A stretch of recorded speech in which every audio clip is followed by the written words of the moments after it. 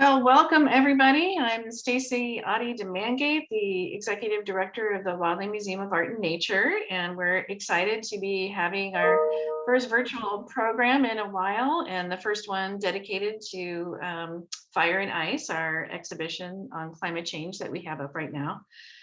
We are recording this, as you probably just heard, and Lauren will be posting that recording on our YouTube channel in the next day or two.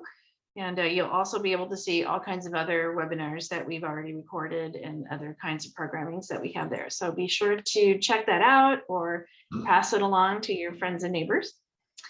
I hope you've had time to come and see our Fire and Ice exhibition, which includes the photography of David Paul Bayles, also 2 video installations, an ice drill from the Antarctica, and so much more.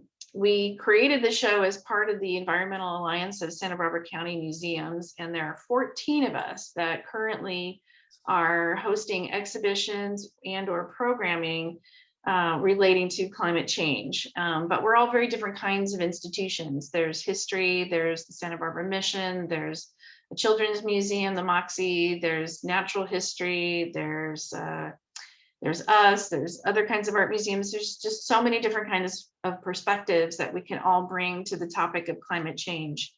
And it's an exciting endeavor, and we're really, really pleased to be part of that and very involved in it.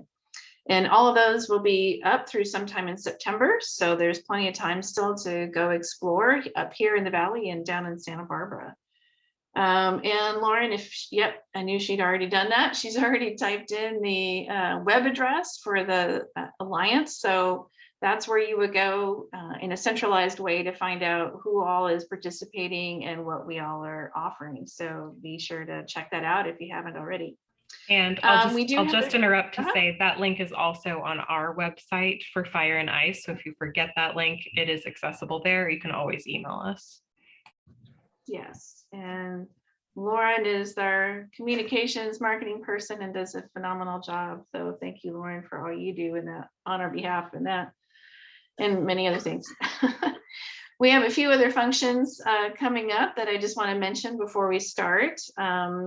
If you're into trying maybe a different kind of art craft form, we have a class on Sunday, June 26th, and that's going to be an in-person class here at the Wildling with one of our favorite instructors, Kathy Badrick, and she's going to be teaching us how to decoratively weave and paint a gourd.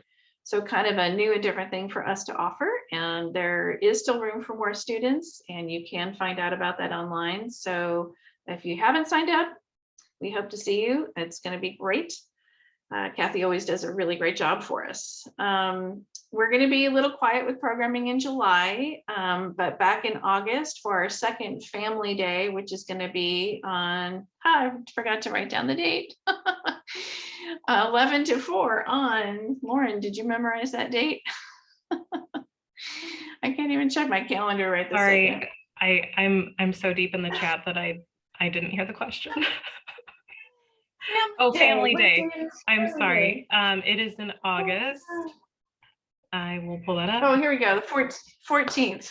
We're a little rusty. It's been a while since we had a Zoom.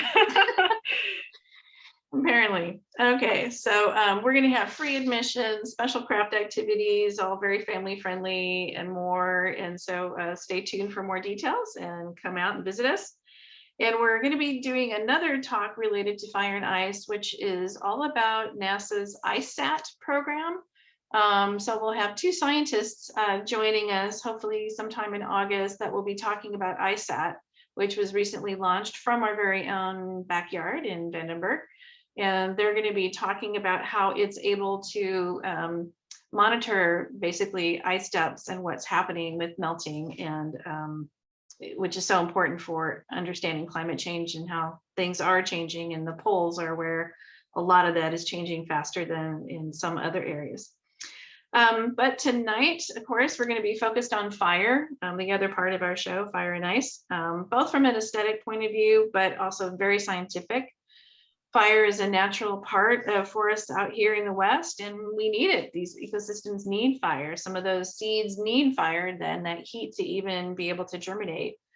But I think we're all understanding more and more that climate change is making the fires hotter, more frequent, more severe, and of course is an incredible challenge for people living in more rural areas. So now I'm going to introduce photographer David Paul Bayles. He currently lives and does his work in Western Oregon, where he's surrounded by industrialized tree farms. And he actually has some history himself personally with logging. And as an outgrowth of that, created a really amazing series of photographs of loggers that you definitely want to check out. And his website is posted in the chat room. So do look at that. He also lived in Santa Barbara for many years and went to Brooks Institute. So we have a wonderful local connection with David from that point of view. His photographs have been published in all kinds of magazines, such as Orion, Nature, Terrain, Audubon, Outside, LA Times Magazine, and others. And he is represented in museums such as the Portland Art Museum, right here in Wildling, the Santa Barbara Art Museum, the Bibliothèque Nationale, the Harry Ransom Center, and others. And he also published a book, Urban Forest, Images of Trees in the Human Landscape, which I'm just going to show. We actually have some here in stock at the museum. So come on by and you can get one here. And that book was chosen by the Christian Science Monitor as one of their seven favorite books of 2003. So that's quite an honor. The Bancroft Library at UC Berkeley created the David Paul Bayles Photographic Archive in 2016 as a permanent home for his entire life's work. And what an honor that is, and what a legacy you'll be leaving all of us with that work, David. Like all of us, he's experienced increasing fires, particularly where he lives, which was actually very near the massive 2020 holiday farm fire. And he's working with scientist Fred Swanson, that I'll introduce in just a second, helping to document the forest recovery after this massive fire in the forest and watershed. So Fred Swanson, I don't know if Fred wants to stand up and wave, and they're both together. Fred does not have his own box. They're together in the same box. Hi, Fred. He's a retired ecosystem scientist with the Pacific Northwest Research Station of the U.S. Forest Service, and he's a senior fellow with the Spring Creek Project for Ideas, Nature, and the Written Word, based in Oregon State University. And as part of Spring Creek, he's facilitated the engagement of writers and artists with the science programs and wild landscapes of the H.J. Andrews Experimental Forest and Mount St. Helens in the Cascade Range of the Pacific Northwest. He was trained as a geologist and specializing in the study of disturbance agents in forest ecosystems and watersheds. So obviously wildfire would be one of those kinds of things: floods, landslides, volcanic eruptions, clear cutting, all that kind of stuff. And it's been very natural to connect with human disturbance agents such as poets and artists, which has led to these super creative projects, including a book, Danger on the Peaks, with poet Gary Snyder. So with that, I'm going to turn it over to you two. Thank you so much for being here and sharing your experiences and expertise and beautiful images with us. So Fred and David. Okay, well, thank you all for joining us this afternoon. It's a real joy to be here. I'm going to start off with a quick story that shares with you how lucky I feel to be on this journey with Fred. The first day that we were out on the sites that we're photographing, we were on this steep hill in the burn zone, looking down this steep slope right to the McKenzie River. And we were also looking up the McKenzie Canyon to the high Cascades, and we could see North Sister Mountain covered in snow. And very casually, Fred gestured over and he said, "You know where that boulder came from?" And I'm like, it's all covered in dirt, and I see part of it, but I'm thinking tectonic plates, volcanic, no, I have no idea where that boulder came from. And he began to paint this picture for me of 13,000 years ago. Down this canyon that we're looking at came this wall of ice that carved out this canyon, pushing boulders from far, far away. And then years later, when it retreated, it deposited the boulder that he was pointing to right next to me and left it there. And I thought, oh man, I have got a front row seat to something really special here. So to me, it wasn't, his generosity in sharing what he knows was incredible. But there was another part I was yet to discover, and that was how willing he was to get down and be kind of kid curious about the tiniest little things. And I just feel so grateful to him for that. So Fred, I'll take it, turn it over to you. Well, thank you, David, and thank you to Wildling and Stacy and Laura. And we really appreciate this opportunity this afternoon. And You're pushing the up button.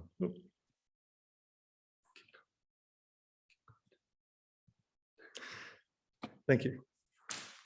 And I really share David's enthusiasm. I've interacted with more than 100 artists and writers who've engaged with the Andrews Forest and dozens more at Mount St. Helens.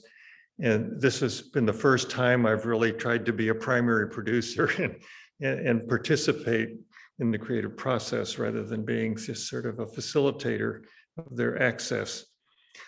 This is a story of an art science long-term ecological inquiry. As mentioned, it's based at the H.J. Andrews Experimental Forest that was established in 1948 in the Oregon Cascades east of Eugene. And the central question of the research at the Andrews Forest, which is focused on highly interdisciplinary ecosystem research since the 1970s. The central question is how do natural disturbances, land use, and climate variability affect key ecosystem processes? And we take a long view for this work. We have a 200-year study of log decomposition. It's now in year 37. And we have experimental watersheds that began in 1952 to look at effects of forests and forestry practices on water quality and quantity.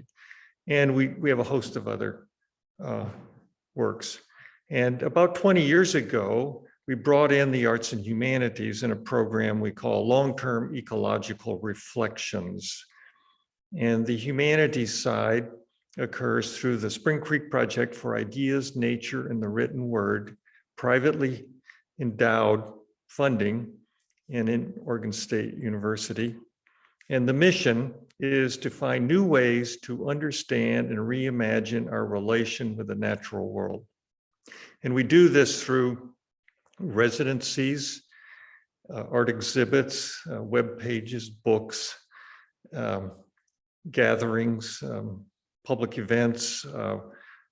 Main book product so far has been the book in the upper left corner from University of Washington Press, Forest Understory, with writings by about 30 authors from the first decade of our residency program. And so, as mentioned, I'm a disturbance guy. Geophysical processes and their interactions with forest ecosystems and streams has been a major focus of my work. Mount St. Helens, eruptions elsewhere in the world. In the upper right here is the flood of 1996 here in the Andrews Forest. I had the great pleasure of being out there for several days during the flood. And then in the lower right is the smoke plume from the Holiday Farm Fire in 2020. I've also worked a lot on the effects of logging and road construction in forest lands. And this also then gives some hints as to the nature of our environment here. We're in the west slope of the Cascades. It's a very wet environment, which facilitates the resilient responses of forests to disturbance by all of these processes here. And also part of our disturbance research is on the history of these processes in this landscape. And we can see from the tree ring records, for example, that fires occurred on recurrence intervals of maybe a century or 2 or 3, and the 500-year age class is rather widespread in this environment. So fires were of that kind of frequency and also of mixed severity. That is, the fires were not totally consuming, would leave patches of green and lightly burned forest amidst more intensively burned forest. And it's been so much fun working with David. So I bring my scientist eye, physical and biological processes and history, and he brings his complete dedication and curiosity and wonderful set of photographer skills, but the artistic instincts to really focus on form and color. And we've been learning continuously from one another, learning through the instruction that the landscape is giving us and continuing to give us, because we're only in the early stages of the second growing season after the fire. And David's work, as well as decades of science at the Andrews Forest, David's work in the old growth forest, in this collection of works he calls Old Growth Dialogue, and it was published in terrain.org, both an essay and a collection of about 16 images using a painting with light technique shown here, gives us sort of the green forest reference point for addressing the blackened skeletal forest. And in this case, we see a 500-year-old tree on the right and another one on the left. And that little tiny piece of metal there is a numbered tag hinting that this is in an experimental research plot. So we bring that knowledge, that sensing for the wild green forest into the blackened forest. And here's an example of David's work, and we'll go into that in a moment. We were struck by having driven through the decimated landscape to get to this place and passing hundreds of homes that were burned to the ground. There was no fire suppression of structures because of the catastrophic nature of the fire. So there was tremendous trauma, but once we got into the forest itself, we found stark beauty.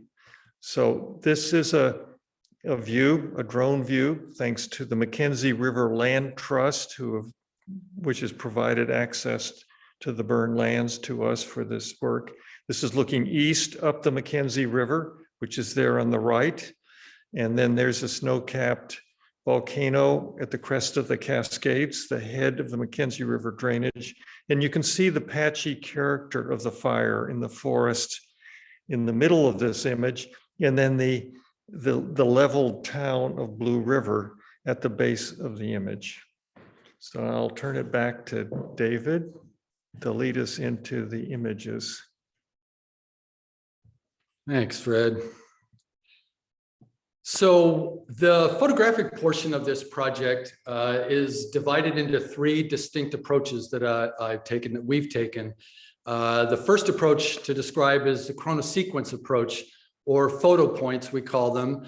And early on, Fred identified 41 very specific photo points that he picked and told me where to point my camera, which was a new event for me to have somebody tell me exactly where to point the camera. But we did that, and we GPSed the location. We put a PVC stake in the ground, measure the height of the lens, tilt shift. We did all those things. And at the end of this year, at the end of a 2-year period, we will have visited those 41 sites 16 different times to track change over time in that chronosequence portion. There's another portion that we call documentary or straight ahead landscape photographs, just documenting the change, recording the change. And that part also includes 14 distinct typologies that we've gathered, groups of images around like subject matter or phenomena. And we'll show you, I think, 6 or 8 of those typologies.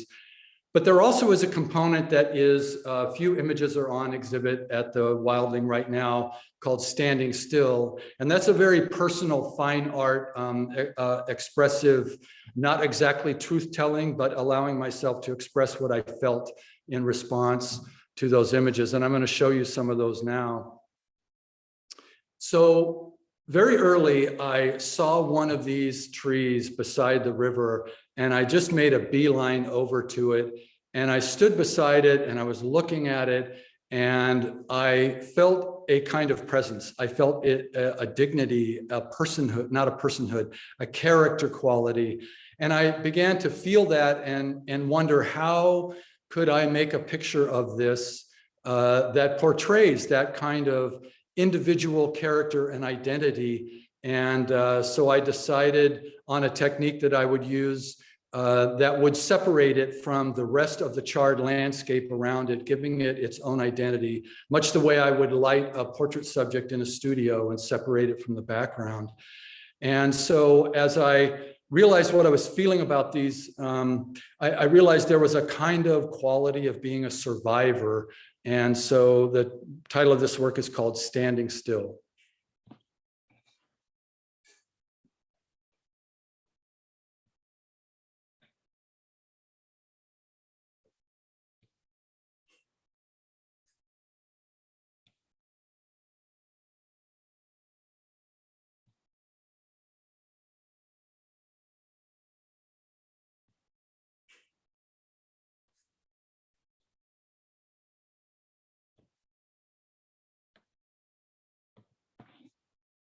So typologies, this is really interesting. I hadn't thought going up there that this would be a part of the process or part of the photographic project at all, but we very early started recognizing that there were these shapes or these recurring things that we would notice, and I would photograph again and again and put them into little groups in my filing system. And to date, we have 14 of these different typologies. And they fall into 3 different categories. Some of them were created by the fire.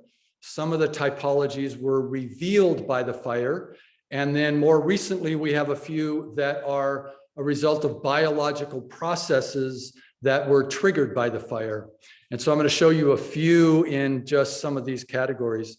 So on day 1, I looked up into the canopy and I saw this, and I immediately felt some connection to these tree branches that are swooping, bending sort of inward and toward itself, and that's not how those tree branches are normally. And they just were pulling in, and this was in November of 2020, so it was the height of the pandemic, and I immediately felt this kind of self-embrace quality of protective. We were all hunkered down at that time in our homes and protecting our families from what was happening. And I called Fred over, and he talked about the heat rising up off the forest floor.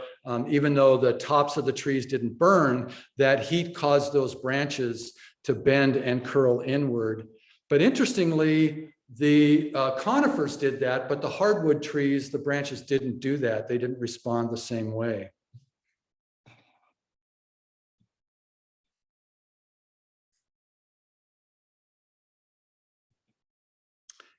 Another thing that we noticed right away were the exudates, and I just appreciated them for their simple mark-making qualities. So you have all these charred black trees and this oozing white exudate dripping down. And as I began to photograph them, of course, you put one beside another, and they sort of play off one another in their differences and similarities, and it becomes an interesting series of images to look at. And I imagine someday them all together along a long wall.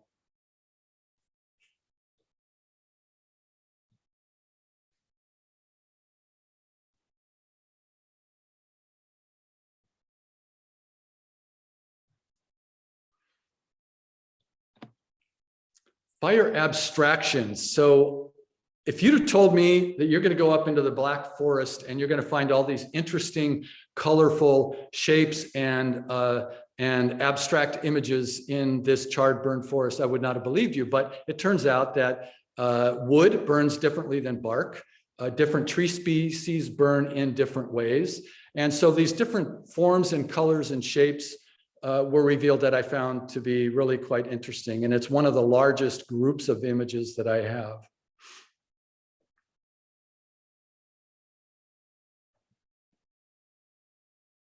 This was one of the big old growth stumps that a nursling tree had started growing on the top of this stump. So the top of the stump cut off was about 8 feet in diameter, and it was about 10 feet off the ground.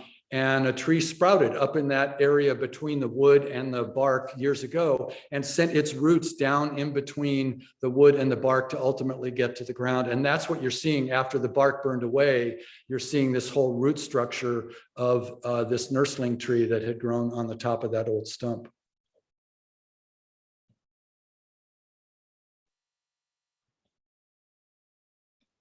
This is a fungus on a big leaf maple.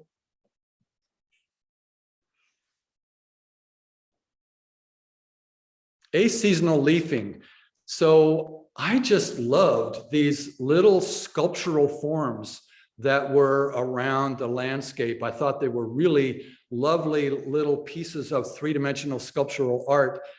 They also made me very, very nervous. These are vine maples and chinkapins that grow in multi-sprouting ways. And I reached down and touched them, and they're not pliable at all. And as a photographer with a backpack full of gear and a camera and a tripod, and excited about something, you can imagine you back up without looking where you're going. And so I was, from day one, very conscious of not wanting to fall on one of these.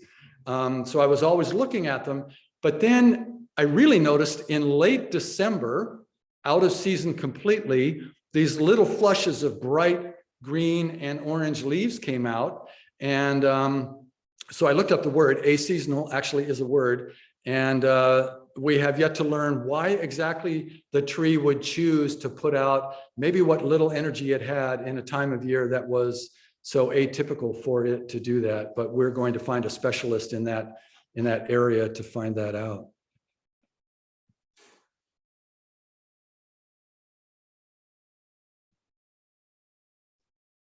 And each of these didn't grow much beyond that.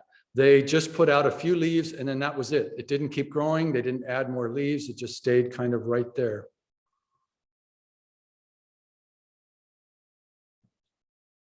Swooping, another very highly technical term. So I love these swooping images. So these trees grew at a time when there was a completely closed-in canopy. And so they made the choice as they were growing to grow tall and straight and get up to the canopy and get their share of light as quickly as they could. So they were tall and skinny rather than putting on girth and substance and weight and stability. So the fire came along and it generates a tremendous amount of wind. So these tall, skinny trees were bent over and held in this swooping nature attitude. And then the intense heat just thoroughly dried them out in that shape. And they are in that manner today and have stayed that way.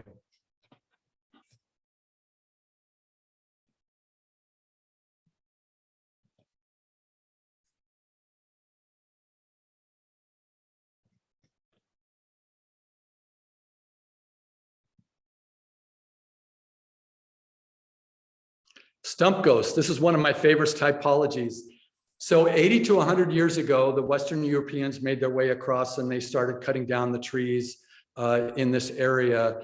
And depending on tree species, as Fred mentioned, rate of decay, and depending on the size, there were these big old growth stumps, and some of them burned away completely, leaving these big caverns and deep root canals, and others mostly burned away and left a little bit.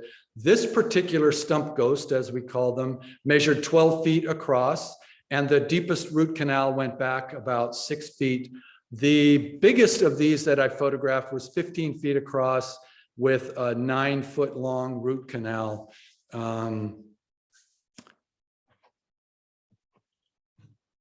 Beginning to see a little bit of fire moss coming in here.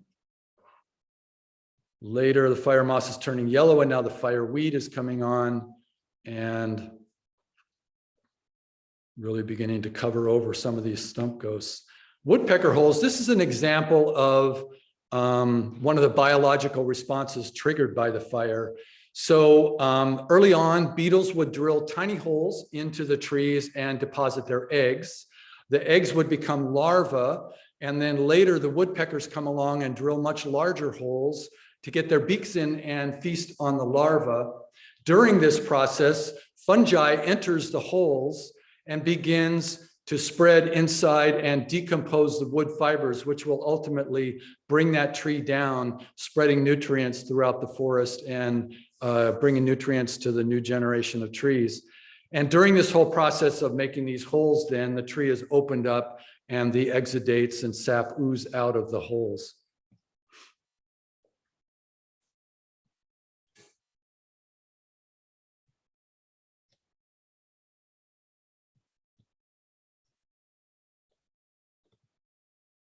So in the 1930s to the late 1960s, there was a logging camp at Finrock Reach, one of our 2 sites by the river. And it was called Little Arky because a logger came out and set up and had a good thing going. So he sent word back that he needed more help, and all these other families came out, and they built 27 cabins and a church and a school. And they were all built in a straight row along a little road they had called Huckleberry Lane. So 2 years ago, when McKenzie River Trust bought this land, the cabins were long gone, but strewn all through the woods, hidden by underbrush and vegetation, were all these metal pieces of various things, car parts, kitchen utensils, everything under the sun that could be metal. But the fire came along, removed all that vegetation, which enabled legions of volunteers through MRT to come out and pull the metal from the woods out to the Huckleberry Lane, and they loaded it onto trucks and hauled it off to the recycling center. So I have these photographs. I also gathered things myself and brought them back to the studio. I have a roller skate, teapots, baby stroller carriage wheel. This is a waffle iron and a fender. So I love the story here where Western Europeans came 100 years ago, cut down all the trees, and now McKenzie River Trust is actively allowing and inviting nature to rewild itself yet again. And I really love that sort of story.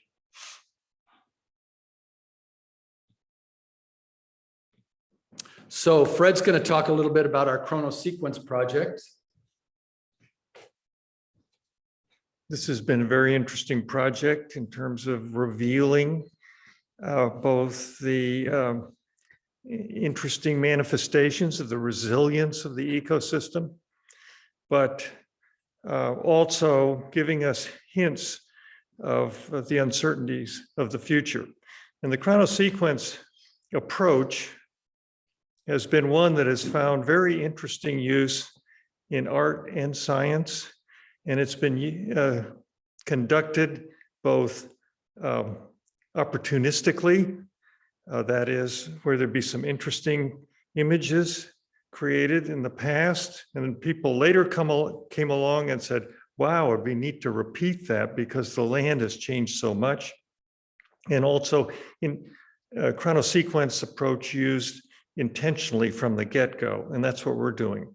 I've done some of that at Mount St. Helens in the gray landscape of the blast zone to look at the greening, regreening of that landscape and the progression of erosion processes and how they have actually helped the regreening in the blast zone up there. But it's challenging because sometimes the vegetation grows up and gets in your field of view, and some of the chronosequence photo points may not actually be very helpful in the long run. So here is a sample of 4 dates for one of the photo points. And there's a hell of a lot going on in here, and I'll just make a few references to it. These are fascinating to study.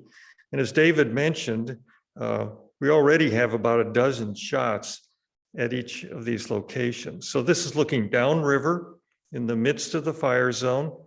The fierce winds blew the fire down down the river. There was a blizzard of embers. The winds were so strong that it toppled trees here and there, and it must have been starting little fires all over the place, and they moved quickly through the landscape. That log jam on the prow of that island in front of us had been there for decades. I observed it as I drove up to the Andrews Forest from my home. And that log jam caught on fire. And so then that fire burned up into the hardwood trees, ash and maples and alder there at the prow of the island that we're looking at. And but some of the trees further down the island, the whole island burned, but some of the trees further down the island were not consumed by the fire. And the riparian forest to the left and to the right on the banks of the main river, you can see tall Douglas fir that survived the fire. And then as you look from left to right and top to bottom, you can see that they have persisted over time. And have leafed out in the summers. Also, we can see that some more logs have floated in and are beginning to join the log jam. So that island, that log jam, is growing in the upstream direction. So these are the kinds of things that we are observing here. We also see in the upper right abundant willow that has sprouted from root systems in the gravel bar that they occupy just on this side of the log jam. So going up into the forest, here's a site where there'd been old forest, and as David mentioned, it had been logged, and some wood that wasn't of merchantable value was left. Then we had the new forest come in maybe 80 or so years ago, and there's a red cedar there that had nursed onto that main old deeply decomposed log in the upper left. It was really stunning how fire moss, a group of species that is adapted to come in after fire, cover the ground surface, stabilize the soil, sop up nutrients, and help retain them on the site. That sheen of the green of the fire moss came on really strong early. But then in the first summer, fireweed came in, an herbaceous species that's adapted to coming in after fire. Also sops up nutrients and holds them on site. And here in the upper right, we're in late summer, early fall, and the fireweed, which was 7 feet tall in some places, has gone to seed, dispersing a bazillion seeds. And then in the second winter in the lower left, the moss hangs in there, the fireweed has collapsed and starting to build the litter layer. And now in May of this year in the lower right, the next crop of fireweed is approaching knee high. So we had actually fire fungi came in immediately in the soil. These are fungal species that are adapted to fire. And then the fire moss followed and fireweed followed that. So this ecosystem is attuned to responding to fire. Here's one more chronosequence image. There was a cluster of 3 big trunks on this maple tree in front of us. Fire smoldered in the crotch of those 3 stems to a point where those big trunks fell. One to the left, one away from us, and one to the right fell on the ground to our right. In the following winter, we have the fire moss again. And this is a site where there were abundant ferns, bracken and sword ferns, and they retained root systems. And so they've really came popping out in that first spring there in the lower left. It's interesting, the lower left and the lower right were both May. The month of May shots, but they're very different because of the difference in weather between those 2 months. So this These chronosequence photos reveal the resilience of the forest to the fire. Over 95% of the carbon is retained on site. And that's stunning to imagine because we were choking in smoke that was carbon that was blown, 60, 80 miles to our homes, and is in the small images in the wildling set between the standing still images that David described. So carbon, nutrients, and a lot of vegetation were retained on the site, and the vegetation burst forth rapidly. Also, the fireweed and some other species quickly occupied the site, having their seeds have been blown in on the winds.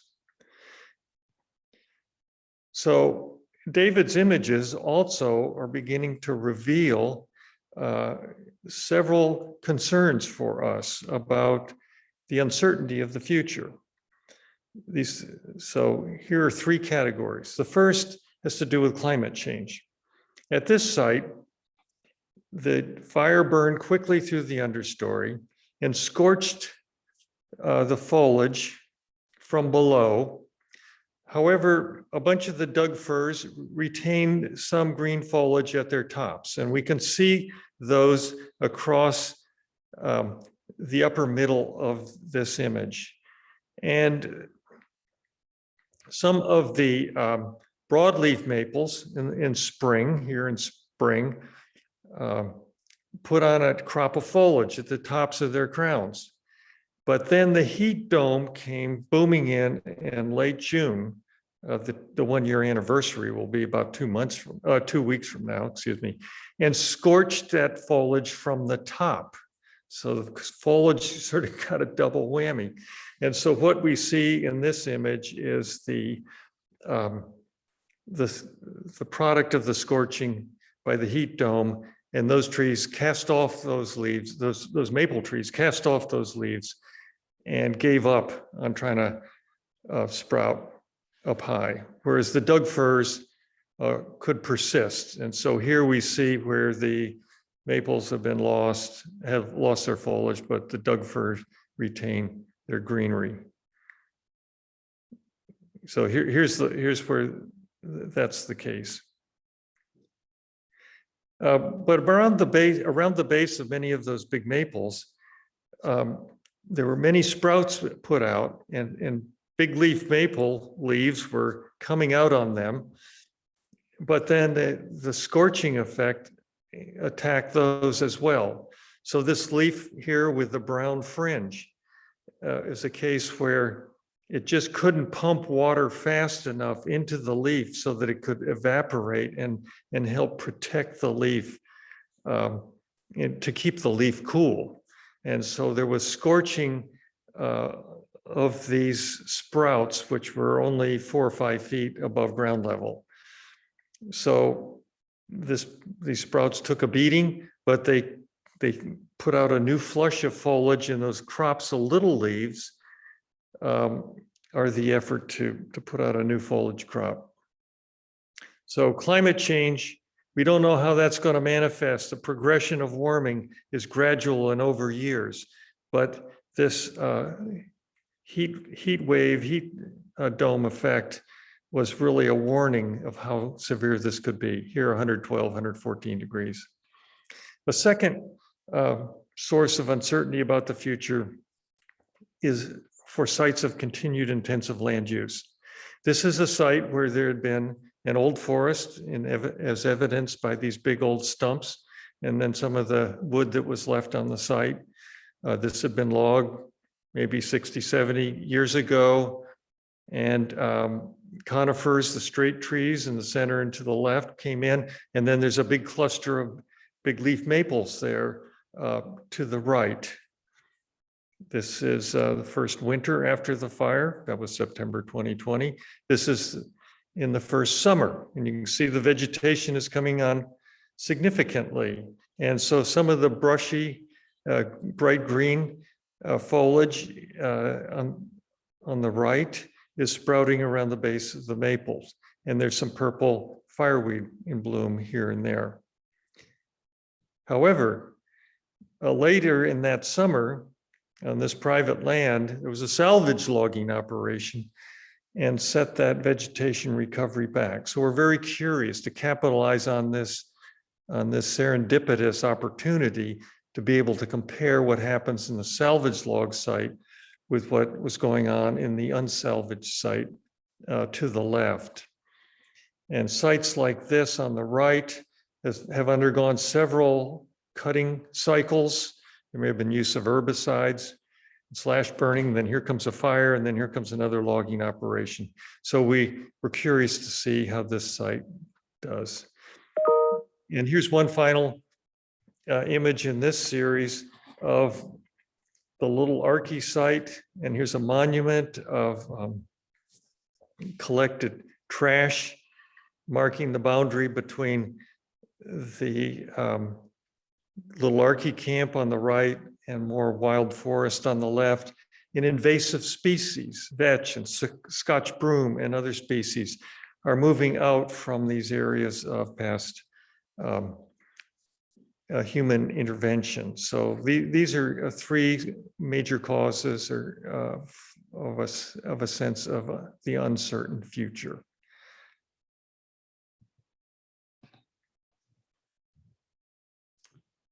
Thanks, Fred. Okay, so I'm going to lead you through we're going to wrap up here with a series of landscape images that take you from our early days in the project, the forest in the charred skeletal state, to ending with some images made just a couple of weeks ago. This is industrial-owned timberland right just adjacent to the site that we're photographing at Finrock Reach.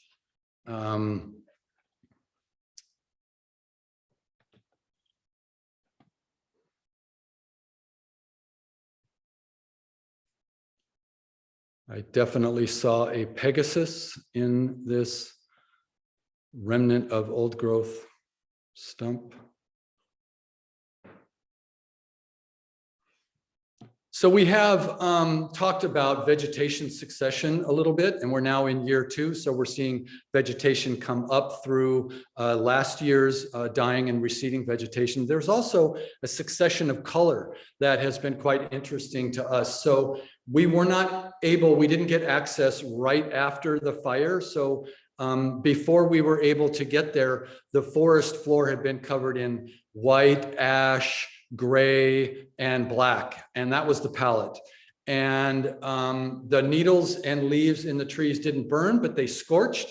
So in the 2 to 4 week range after the fire, the needles were cast off, and those yellow and orange brown leaves all littered the forest floor and was the first flush of color.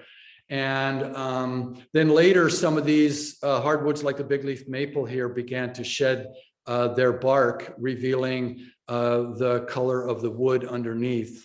And that was an interesting progression of color that is part of this whole process.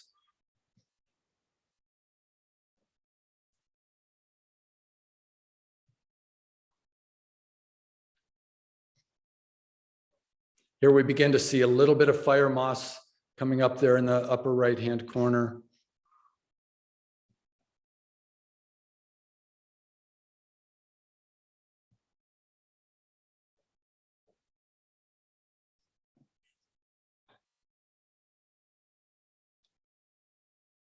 So Fred touched on this, the 3 pyrophilia plants that we're in love with, the fire-loving plants.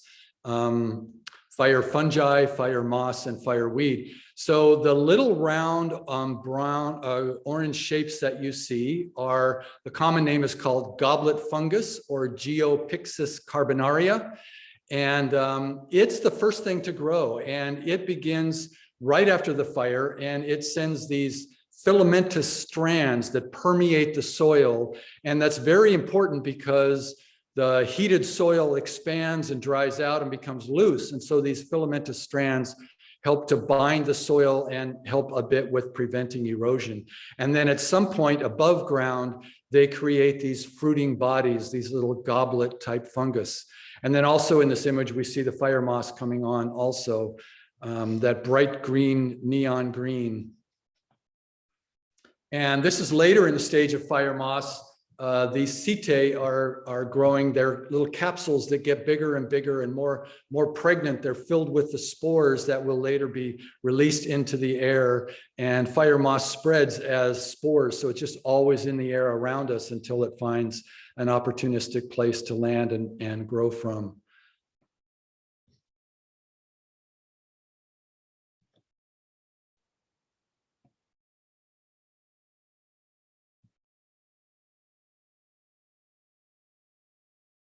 So here we're looking through the forest. We're seeing that burned hillside that I showed you, that first image, and that hillside had been logged, and they left some of the burned trees up at the top. I think it was a little too steep to get to. But we also see some other things going on in this image. So there are trees in the background that are down and completely burned. So these are trees that either before the fire or during the fire, they fell to the ground and then burned from their roots to their tips. But these white trees, they had scorch heights of only maybe 30 feet. They blew down in the tremendous windstorm that came a week or two after the fires were completely out. These trees were uprooted, and so the tops of the trees that didn't burn layered on top of those other down and completely burned logs, and beginning this sort of layering of story and history and process. Also, you see under there some little bits of fire moss that are starting to turn yellow, but also the sword ferns are coming out of these absolutely charred black rhizomes that I never ever would have believed could produce a green, vibrant life again. And yet here they are, these sword ferns coming up. And here's a close-up of the fire moss beginning to turn yellow. The setae are getting fuller and fuller of spores, and the base of the fire moss is almost approaching an orange color. This is something I had never seen before. Maybe it's in other forest types that are more open and dry. But this shadow, look at the shadow of the tree behind me that's cast on that tree all the way up the length of that tree. And I had never seen that before because a closed-in canopy just doesn't allow that kind of thing to occur. So I was just fascinated by these shadows as a typology. And of course, it certainly is part of the forest floor flooded with light that of course is one of the triggering mechanisms of all this vegetation succession and the new forest coming on. At the base of this lovely sculpture, we see fire moss now beginning to turn orange, and the fireweed next to it is about 12 to 18 inches tall. And now we see the fire moss turning into this incredible, vibrant purple color. I just saw it as this announcement that I am here and I am here to change the landscape. I'm powerful, I'm beautiful, and don't take me lightly. And just as powerfully as this color was, as Fred mentioned earlier, the number of seeds that each one of these flowering plants produced was just phenomenal and really, really, really surprised me. And then this image was made in mid-September, late September. The fire moss has now turned this deep, deep rust color and is really just an amazing transformation from the neon green to this deep, rich rust color. And now this is the second year season. The fire moss is coming on. This is in mid-February, late February. And also, so the fire moss is coming on, second generation, but also these are some big old growth logs that had been lying. They're decomposing for decades, slowly, little by little. And some part of the process of fire made them decompose much faster after the fire. In the year that we looked at these logs, they just like crumbled before our eyes. It was really amazing. And you can just imagine all that matter filled with nutrient and all going into the soil as a really rich experience.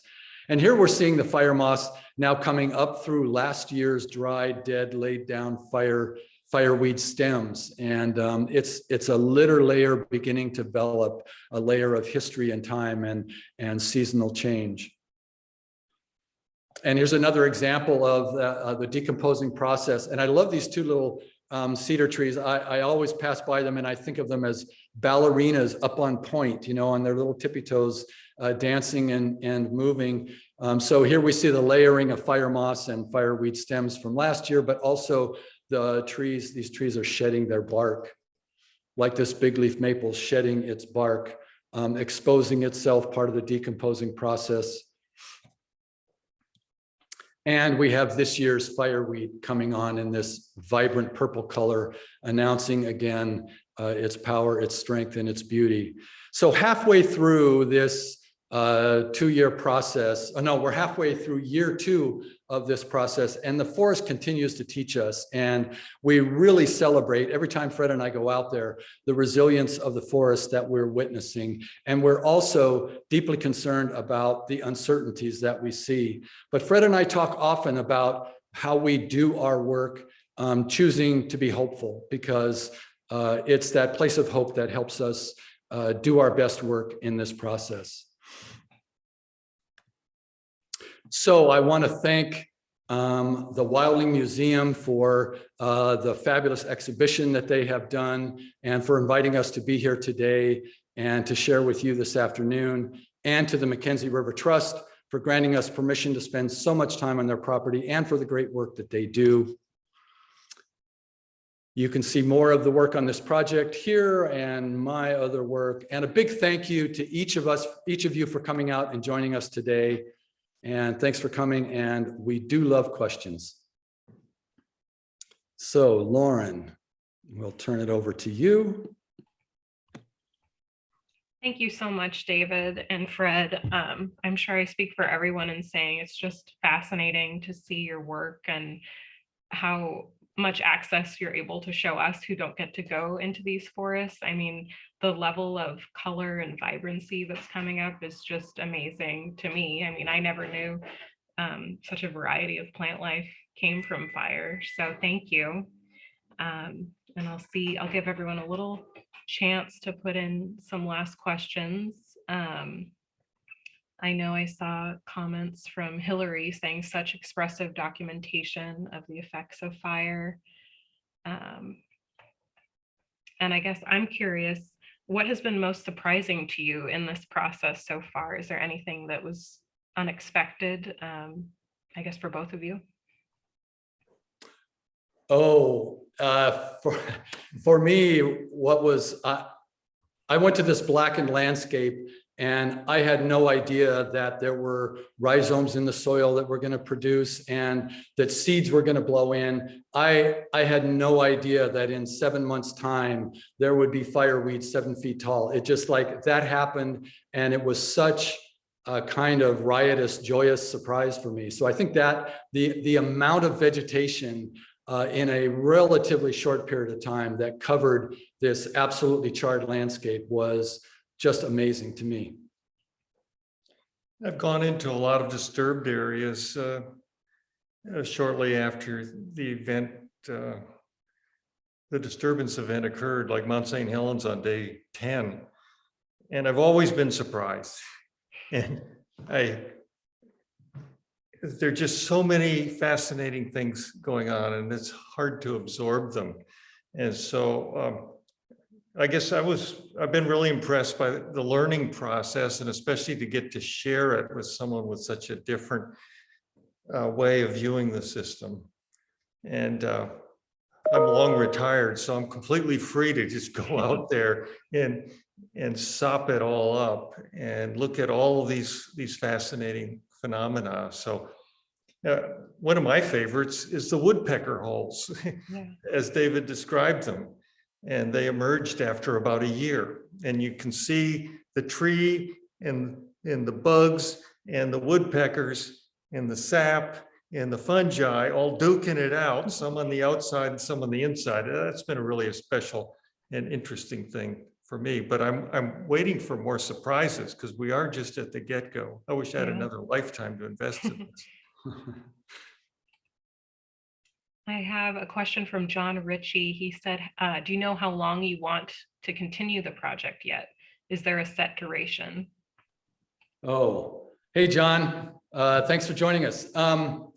You know, I was telling Stacy and Lauren before, I'm really excited at the possibility of turning this project over to another photographer, younger photographer, when I am no longer able to get out there and do this, especially the chronosequence part, and then turn them loose to document anything else the way they choose to. But I think between what we're doing, being in the archives of the H.J. Andrews experimental, where lots of scientists can have access to this continued photographic work, and also perhaps through the Bancroft collection, to have it continue, I think could be, you know, a wealth of information that I can't even imagine how useful it might be. I mean, that's a very hopeful thing for me.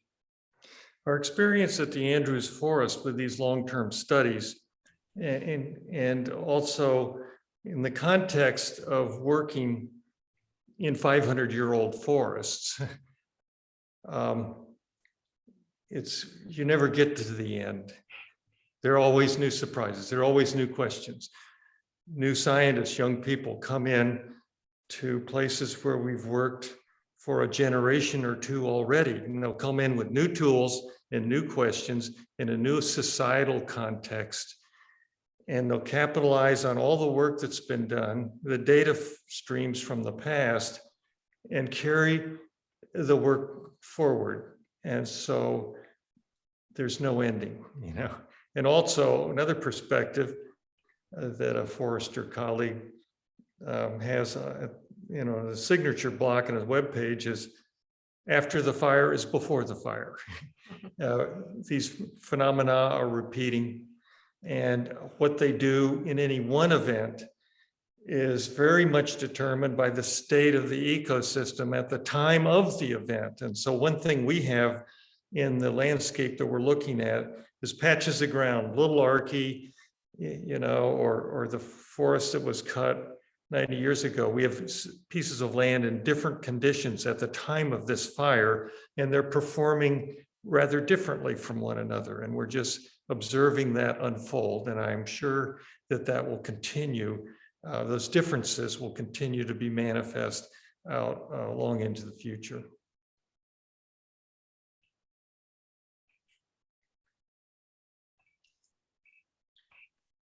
I'm actually wondering about animal life. I mean, you know, we saw a lot of plant life and the interactions and growths and all that. And I had heard a lecture last year sometime about spotted owls, which are, I think, pretty endangered, and they can come in sometimes after a fire, after certain other insects or things come in. So are you observing that? Is someone else documenting any of that? I have to jump in because I'm so glad you asked that question, because I forget which month it was, but I was out at the Hilltop site late last spring. So the very first sign of life, non-flora life that I saw, felt, were mosquitoes. And that was the very first thing that I saw. And then I think next were some birds, and then raccoon scat. It has been surprising to me about the paucity of animal life. We are seeing it, but there hasn't been very much, and I don't know why. And I believe there are ecologists out there, wildlife people, tracking things. A colleague who works for the National Forest, and she has the job as the liaison between the research community and the land managers. And she's a wildlife person, and her house was burned to the ground. And her house looks up along the McKenzie River. And she is very attentive to creatures and plants. And she just occupied the house that was built on the footprint of the destroyed house. But she was commenting that the raptors along the river barely blink, the osprey, the eagles, you know, and so forth. So there are parts of the animal, you know, community that were profoundly affected, and some parts that weren't much affected.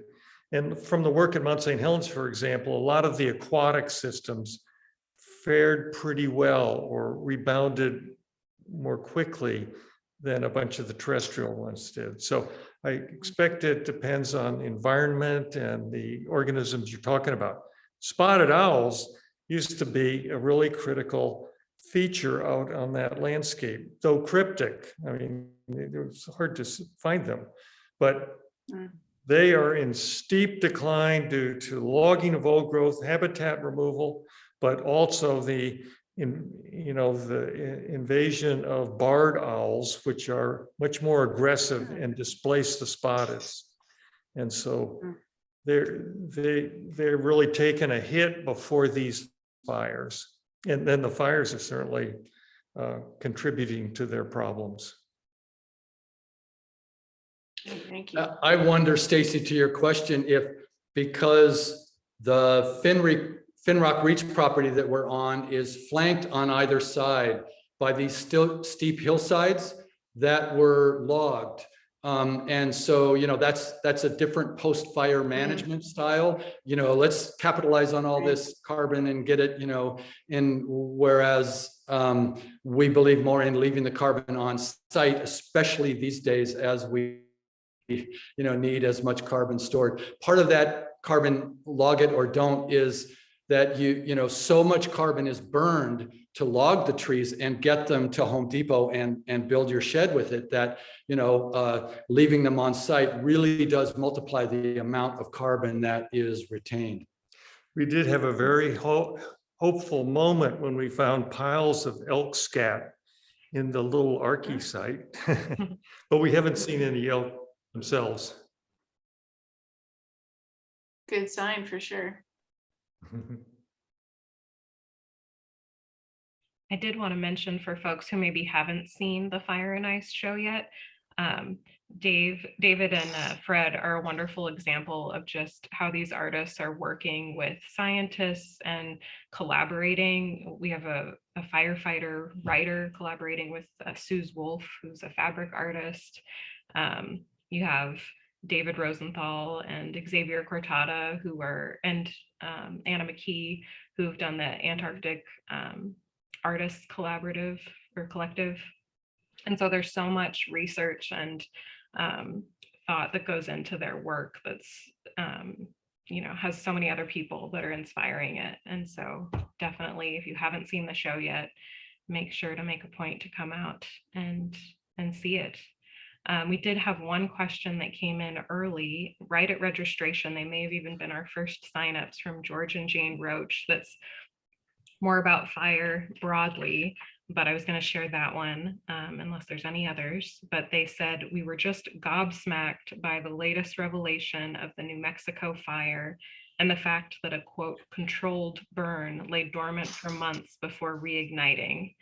Did anyone in the fire business even know that this was possible? Amid calls for suing the Forest Service, which to us seems like a deep pocket gambit by a few homeowners, will this, or should this, put controlled burns on the back burner? I certainly can't address the specifics, but there have been incidents of this sort in the past, including in this part of the world. And it's a really difficult call as to when and under what conditions to do prescribed burning. And there's a push to get the job done, and yet there's always the risk that it will go awry.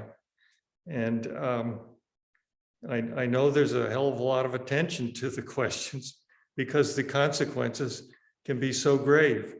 And as we're witnessing in New Mexico now. So it's an extremely challenging situation. We want to get the job done, but it's hard to do it. The windows of opportunity are very narrow.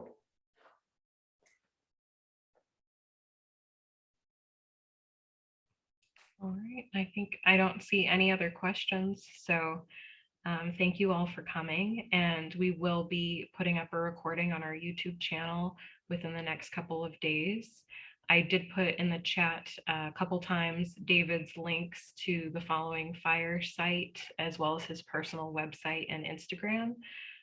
So check those out and explore his work. And you still have until September 26th to come to the Wildling to see it in person. And we hope to see you. Yeah, thank you guys so much for being here and sharing your amazing work. It is so thoughtful, and to have that long time span of documenting and that close observation is such a gift to everybody. So you're doing great work. Thank you. Thank you so much for sharing it. And so do you. Great work as well. Thank you both. Thanks. Thank Bye now. you. Bye, everybody. Have a great evening. Bye. Yes.